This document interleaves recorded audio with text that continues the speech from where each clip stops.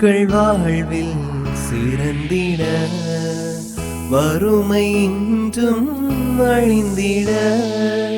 வாருங்கள் புனிதரை தேடியே புது படைப்பாய் நாம்